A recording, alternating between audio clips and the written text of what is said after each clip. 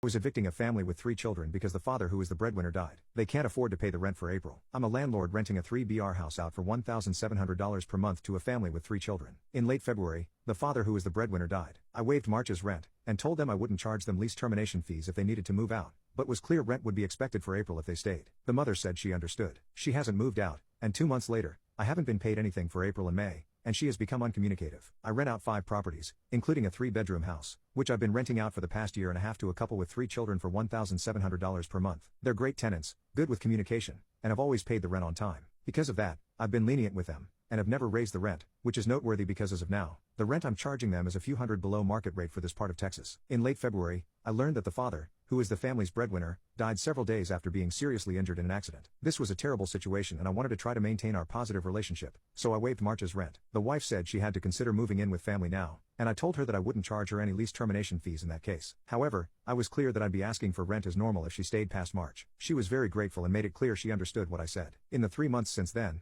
she hasn't moved out or indicated that she plans to. April and May's rents are unpaid. I've attempted to communicate with her to try to work something out, but all she's given me is a runaround and a never not extending plea to give her more time. She's stopped responding to me outright in the past few days. Update: this is honestly the best case scenario. She left of her own will, paid April's rent, and used her security deposit to cover May's rent since the house was left in great condition by tenant just left standards. We were able to get back in touch. Understandably, she's still in shock. In her own words, she's just kind of been shut down ever since he died, and has heavily relied on relatives to handle day-to-day responsibilities like childcare. The reason why she became increasingly unresponsive in the last couple of weeks is that she had to deal with new hardships, like a death in her extended family, and one of her kids has been struggling particularly hard with the grief and began acting out recently. But things have begun looking better the past week. While they didn't have life insurance, they did get an initial payout from car insurance a few days ago, and health insurance covered the husband's last days in the hospital. She found other accommodations with another relative and has actually been moving for the past couple of days. She said she was really grateful for my patience and understanding, and told me she'd be able to pay me the $1,700 for April's rent now and asked if I could use her security deposit to cover May's rent and let these first 3 days of June slide. We met up at the house. Even among my past amicably ended tenancy tenants,